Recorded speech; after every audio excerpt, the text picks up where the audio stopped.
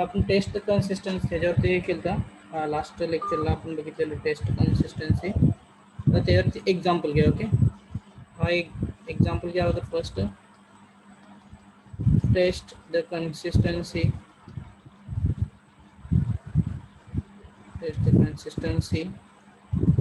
and if consistent solve it.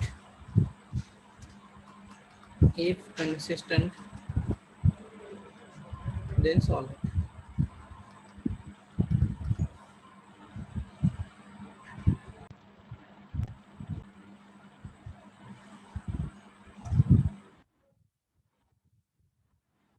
X plus 3y plus 5z, 3y plus 5z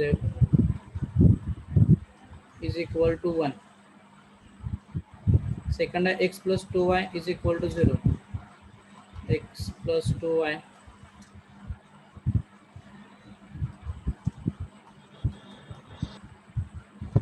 is equal to 0. 2x plus 5y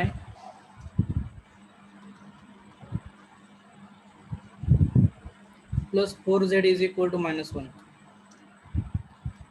Plus 4z is equal to minus 1. कसं solve करायचं example आहे.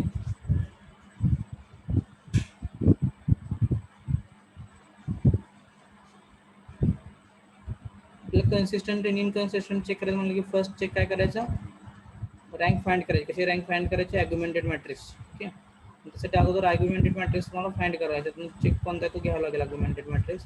त्याची rank find करायची by using इक्लॉन form.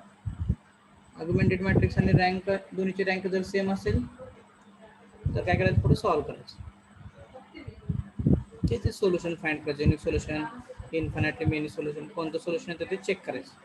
Okay, त्यासाठी first काय करूया आपण, याच्यावरनं matrix form घेऊया. मॅट्रिक्स फॉर्म त्याचं मॅट्रिक्स फॉर्म,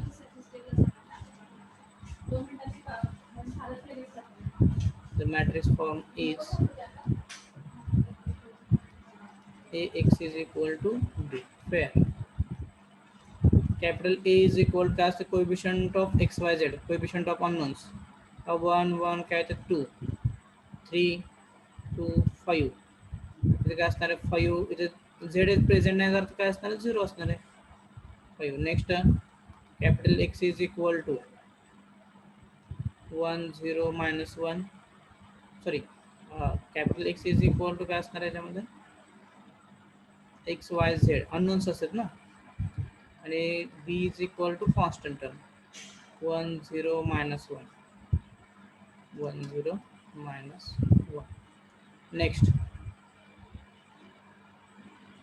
कन्सिडर काय करायचं, आर्ग्युमेंटेड मॅट्रिक्स करायचं. कन्सिडर ए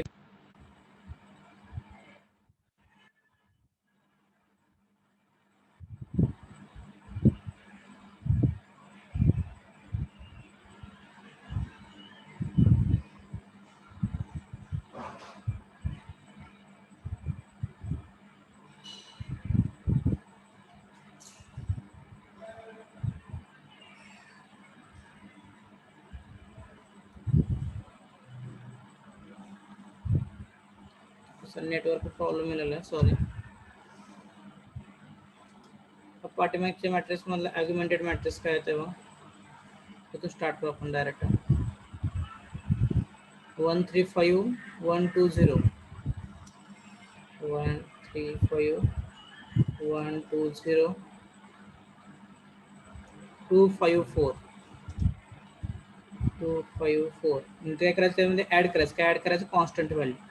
और कॉन्स्टंट वैल्यू क्या है 1 0 minus 1, 1 0 minus augmented matrix. Now we have to find the rank of this matrix by using echelon form. echelon form काय असतं, below the diagonal elements आपले हे एलिमेंट काय करायचे 0 करायचे. रिमेनिंग कसे होते त्याच्यामध्ये परत चेक करायचं R1 R2 R3. जेवढे नॉन झिरो आहेत तेवढे काय असणार आहे, रँक असणार आहे. ओके, तर आपल्याला काय करायचं, फर्स्ट हे 1 1 परत इथं काय करायचं, हे तिन्ही एलिमेंट 0 करायचे. कारण आपला काय डायगोनल एलिमेंट आहे ना, ह्याच्या बिलो जेवढे एलिमेंट आहे तेवढे 0 करायचे by using only row transformation. Okay, करा सॉल्व बघा.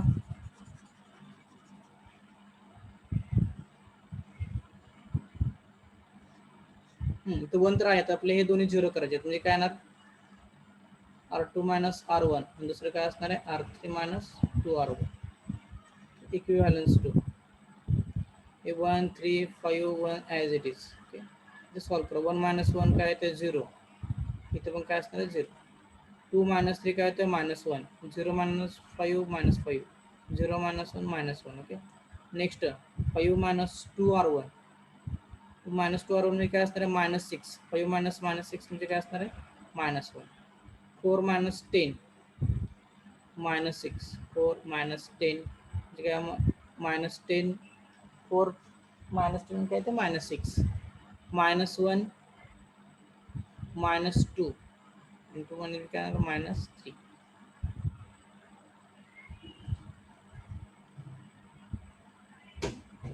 ओके, पुढे सॉल्व करा. नेक्स्ट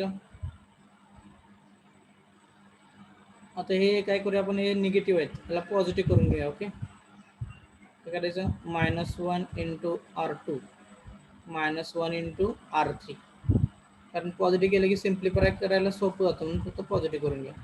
1 3 5 1 0 1 5 1 0 1 6 इथे काय असणार 3. आता इक्लॉन फॉर्मचे काय करायचं बिलो द डायगोनल एलिमेंट्स. आता आपल्याला हा फक्त एलिमेंट 0 करायचे म्हणजे त्यासाठी कोणता यूज करावा लागेल R3 minus 2 R3 minus R2, कारण इथं ऑलरेडी तो 1 आहे त्यामुळे 1 आणायची काही गरज नाही, फक्त आपल्याला इथं 0 करायचं या ठिकाणी. काय करा इथं R3 मायनस R2 करा इक्विव्हॅलन्स टू 1 3 5 1 0 इथे काय असणार 1 5 1. नेक्स्ट 0 इथे काय असणार 0 मायनस 1. 6 मायनस 5 काय येतं 1, 3 मायनस 1 काय येतं 2, कारण आपण R3 मायनस R2 करतोय ना. 6 मायनस 5 काय येते 1, 3 मायनस 1 काय येते 2 झालं. Therefore rank of A is equal to किती ते रँक हो. आता हे काय असणार ए ची रँक असणार. ओके, आर्ग्युमेंटेड मॅट्रिक्स म्हणजे काय असते बाबा इथपर्यंत असते ती ए ची रँक असते आणि टोटल ए ची काय असणार आहे ए बाय बी रँक असते.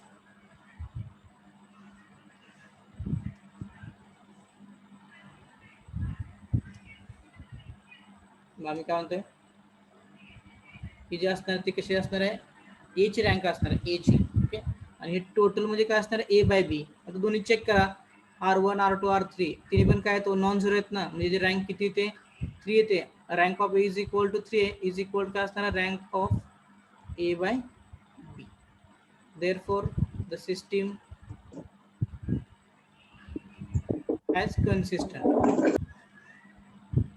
जर रँक जर सेम आले तर आपण त्याला काय म्हणतो सिस्टम ॲज कन्सिस्टंट. मग चेक करा परत रँक किती आहे आणि अननोन्स किती आहेत. Therefore next rank of A is equal to number of unknowns ब्रॅकेटमध्ये करा 3 करा, कारण जेवढे रँक आहेत तेवढेच काय अननोन्स आहेत. एक्स वाय झेड अननोन्स आहेत आपल्या घेऊन एक्झाम्पलमध्ये, आणि जे रँक पण किती आहे 3च रँक येते ना. जर rank of A is equal to number of unknowns असेल therefore system have unique solution.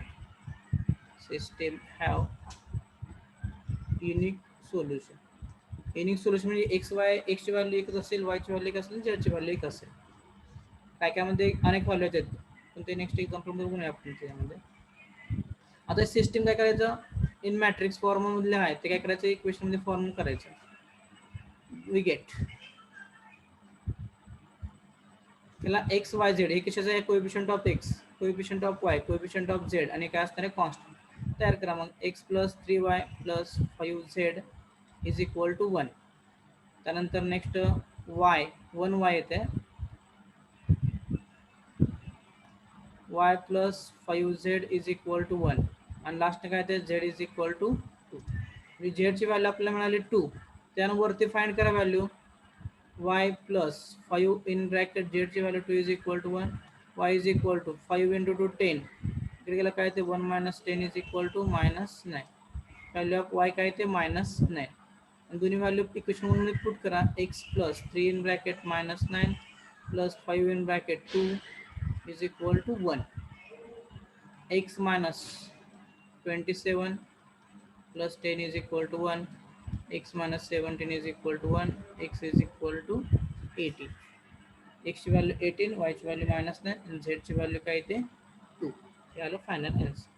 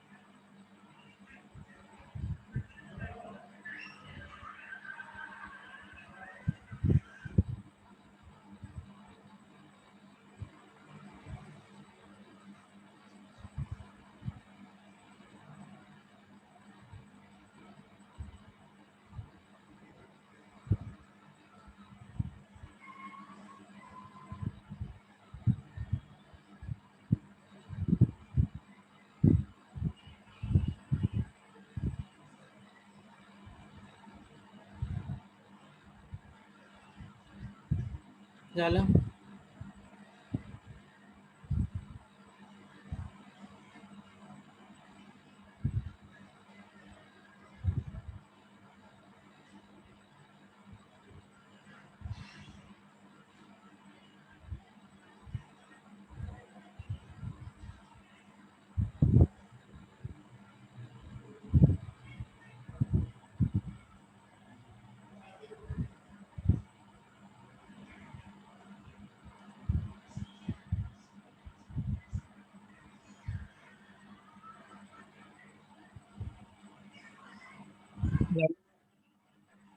दुसरं घ्या.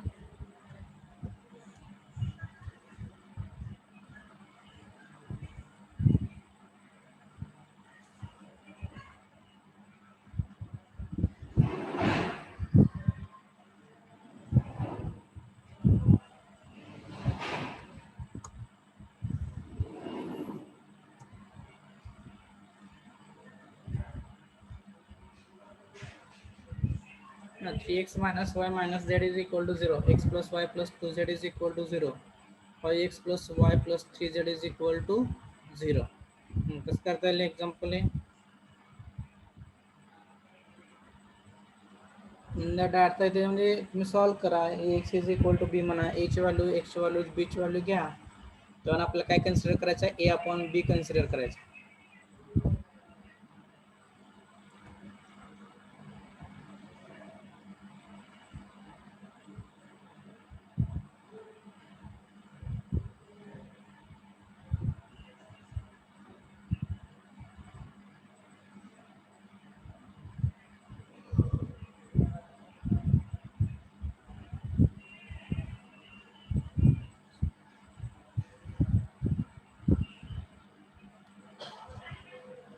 खरा consider a upon b is equal to 3 minus 1 minus 1 0. Next 1 1 2 0 5 1 3 0. तर आपल्याला काय करायचं, या खालचे एलिमेंट 0 करायचे, परत त्यानंतर रँक चेक करायची. इक्वल असेल तर कन्सिस्टंट, त्यानंतर रँक ऑफ ए आणि नंबर ऑफ अननोन्स चेक करायचं. ओके, सिम्प्लिफाय करत जाऊया. फर्स्ट काय आता प्ले तो 1 आणायचं आहे. काय करायला लागेल, इंटरचेंज करा. R1 interchanges to R2. Augmented matrix A by B is equal to 1 1 2 0. 3 minus 1 minus 1 0 5 1 3 0. Okay, करा आता सॉल्व करत जा. तर हे काय करायचं, 3 आपल्याला 0 करायचं म्हणजे काय करणार, R3 मायनस 3R1 आणि next sorry R2 minus 3R1 आणि R3 मायनस 5R1 करा. Equivalence to 1 1 2 0 as it is. Okay, ते काय येणार 0 हे 0 येणार. ओके, सॉल्व करायची गरज नाही. तर -1 -3 3 -3 इंटू 1 काय ते -3 -1 -3 काय ते -4. Okay, next -1 -6. एक minute.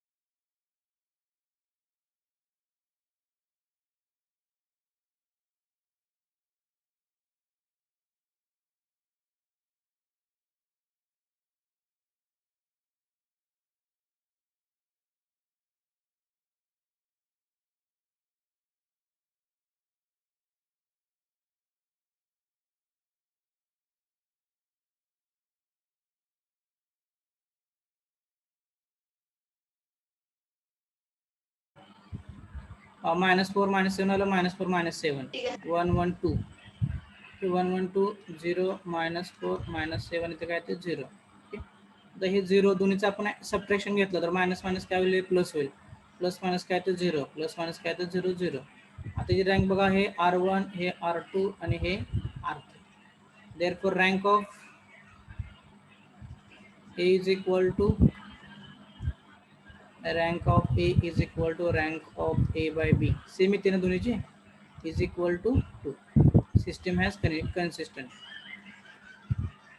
Sir, Socrates.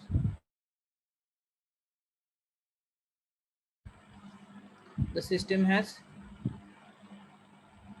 consistent. System has consistent. Next, therefore rank of A is equal to 2 is less than काय असणार, number of unknowns. कारण टोटल ना अननोन्स किती आहेत, 3 अननोन्स आहेत ना. बट इथं काय रँक किती आली, 2.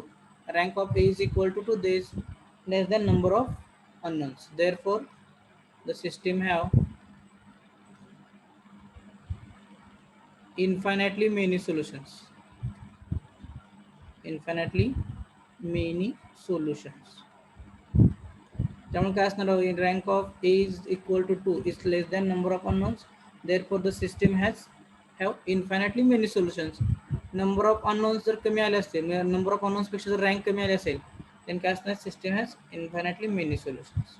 असं म्हणलं की परत हे काय करा, इक्वेशन कन्वर्ट करायचा.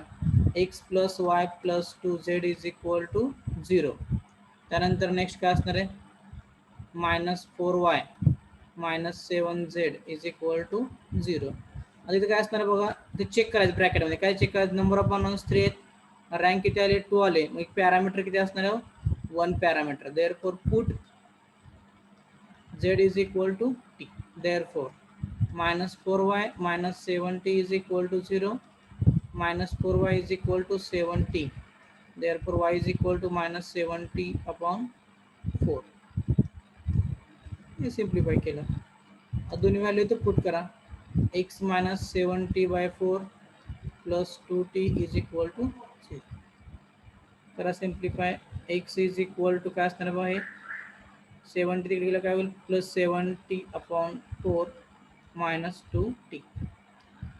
आता इथं 4 न मल्टिप्लायने डिवाइड करा म्हणजे काय येणार इथं 2 डिवाइडला 4 आणण्यासाठी काय करा 4 न मल्टिप्लाय केलं 70 मायनस 8t अपॉन 4 म्हणजे काय असणार आहे मायनस t अपॉन 4. हे काय असणार आहे x times x is equal to minus t upon 4.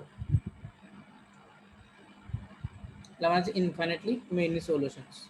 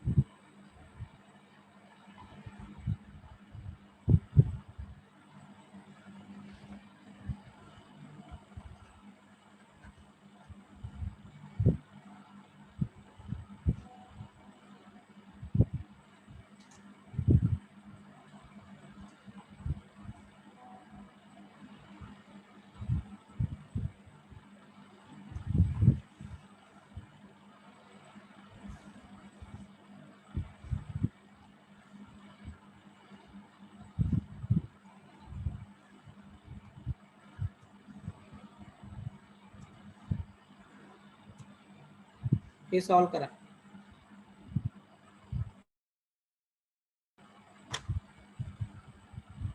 तुम्ही सॉल्व करा हे एग्जांपल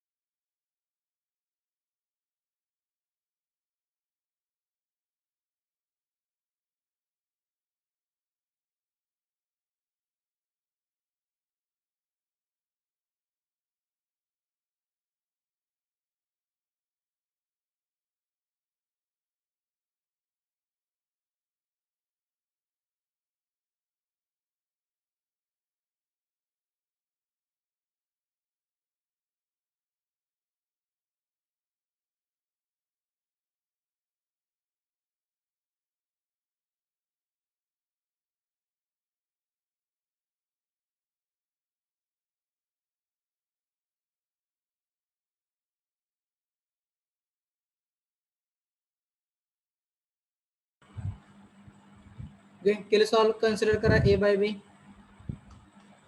अग्युमेंटेड मॅट्रिक्स कन्सिडर करा कसं काय येणार बघा 1 2 -1 3 त्यानंतर 3 -1 2 1 2 -2 3 2 1 -1 1 -1 आता वरती 1 आहे आपल्याला काय करा फक्त हे तीन एलिमेंट 0 करायचे आहेत कोणता यूज करायला लागेल बघा R2 - 3R1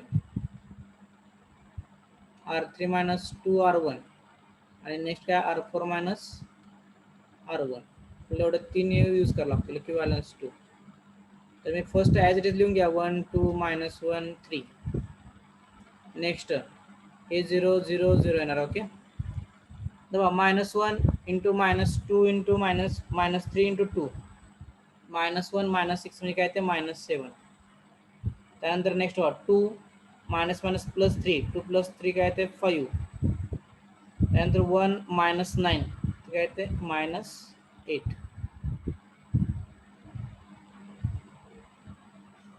ओके तर नेक्स्ट -2 -4 -2 -4 काय ते -6 3 -+1 काय ते 5 नेक्स्ट 1 -6 1 -6 काय ते -5 सॉरी तो -2 -4 -6 3 + 2 5 2 2 -6 2 -6 काय ते -4 लास्ट -1 -2 काय ते -3 त्यानंतर 1 -1 काय होईल +2 त्यानंतर -1 -3 काय ते -4 ओके आता नेक्स्ट व्हायचं आपल्याला काय करायचं 1 आणायचं 1 त्यावेळेस हे दोन्ही 0 येतील ना काय करता येईल बा 1 आणण्यासाठी ह्या दोन्ही जर सबट्रॅक्शन घेतलं तर काय येतं इथं 1 येऊ शकतं त्याच्या काय करूया -1 इंटू R2 करूया म्हणजे मायनस टर्म आपण काढूया याची इक्विव्हॅलन्स 2 1 2 -1 3 0 -7 आपण काय करतो +7 5 इथे काय येणार -n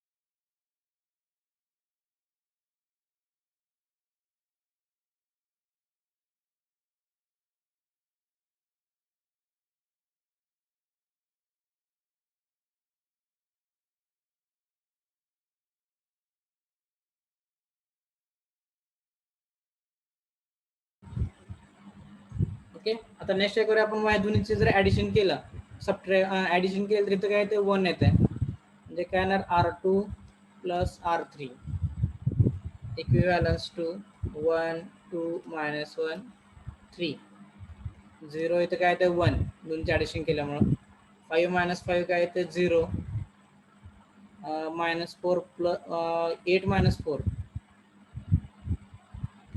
4 त्यानंतर 0 ते -6 as it is, 5 -4 as it is, 0 -3 2 -4.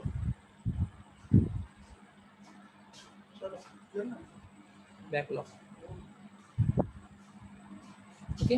आता नेक्स्ट काय करूया, आपल्याला हे 0 करायचे आहेत, हे दोन्ही 0, कारण आपलं हा ह्याच्या खालचे 0 करायचे आहेत ऑल एलिमेंट्स. घ्या मग R3 प्लस 6R1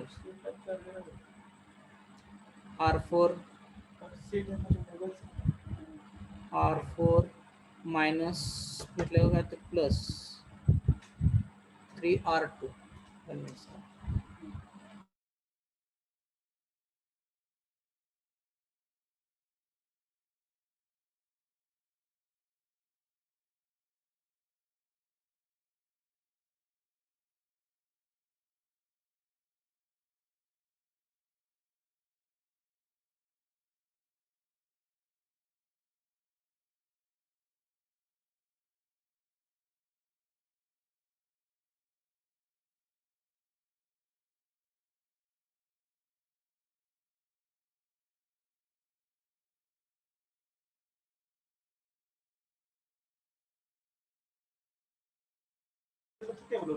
मेसेज टाकायचं मला, मी 5 मिनिटात सोडणार जात तिकडे येतो मी 5 मिनिटात.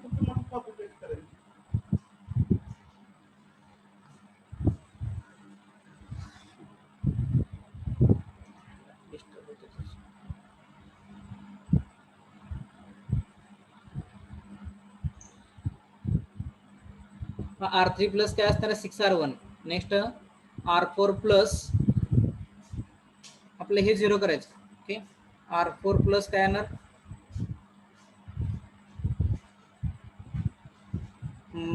प्लस 3R1, म्हणजे आपलं हे 0 करायचं ना, म्हणजे काय करावं लागेल 3R2 इक्विव्हॅलन्स टू 1 2 -1 3 0 1 0 4. नेक्स्ट 0 0 येते तर 0 0. ओके. तर 5 प्लस 0 काय येते 5 -4 प्लस 24 काय ते 20. नेक्स्ट हे 0 आलेलंच आहे ऑलरेडी. 2 हे लास्ट वर 2 प्लस 0 काय ते 2. नेक्स्ट 4 -4 काय ते हे 0 आहे. तर नेक्स्ट आता इथं 1 पाहिजे आपल्याला. ओके. आता 1 पाहिलं म्हणजे 5 आहे तर 20 आहे, म्हणजे काय करा R3 into 1/5 equivalence to 1 2 -1 3 0 1 0 4 0 0 इथं काय ते 1 इथं काय ते 4 कारण 20 नाही. 0 0 इथं काय ते 2 0.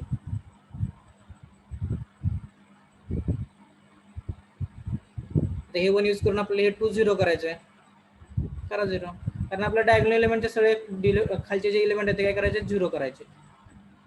मग R4 - 2 R3 equivalence to 1 2 -1 3 0 1 0 4 0 0 1 4 0 0 हे 0 झालं. ओके. बट इथं काय ना बघा 0 -2 into 4 काय तर 8, म्हणजे -8 आला. आता ही रँक किती आली बघा 1 2 3 आणि 4 रँक येते. Therefore rank of A is not equal to rank of A by B. कारण तुम्ही इथंपर्यंत चेक केलं त्याची रँक किती येते 3 येते ना, पण टोटल ए बाय बी ची रँक किती येते 4 येते. Rank of A is not equal to rank of A by B. बघा तुम्ही जर ए चेक केला फक्त तर ए काय येतोय 3 येतोय रँक. ओके. इथपर्यंतची रँक काय येते 3, कारण 3 नॉन झिरो रो आहेत. आणि जर तुम्ही चौथा जर घेतला असेल तर काय होतं, तुम्ही 4 घेतला असेल तर हे जे काय ए बाय बी ची रँक आहे ते 4 येते, म्हणजे rank of A is not equal to rank of A by B. Therefore system has inconsistent. Therefore, the system has inconsistent. Next question. Therefore, there is no solution. There is no solution. असं असेल तर त्याचं solution येत नाही. इनकन्सिस्टंट असेल तर त्याचं काय सोल्युशन मिळत नसतं. ओके. हे झाले एक्झाम्पल. प्रत्येकाचे टाईप झाले. इनकन्सिस्टंटचं एक्झाम्पल झालं, कन्सिस्टंटचे दोन्ही एक्झाम्पल घेते एक एक एक. ओके, तर तुम्ही प्रॅक्टिस करा एक्झाम्पलचं. आणि जर अजून भरपूर तुमच्याकडे ऑलरेडी तुम्हाला नोट्स वगैरे दिलेले आहेत, एक्झाम्पल वगैरे घ्या आणि ते सॉल्व्ह करा. त्यामध्ये काय जर अडचण आली असेल तर मला विचारा. आपण नेक्स्ट लेक्चरला लिनियरली इंडिपेंडंट डिपेंडंट घेऊया आणि त्यानंतर नेक्स्ट लेक्चरला फॅक्टर म्हणजे संपतोय हा चॅप्टर.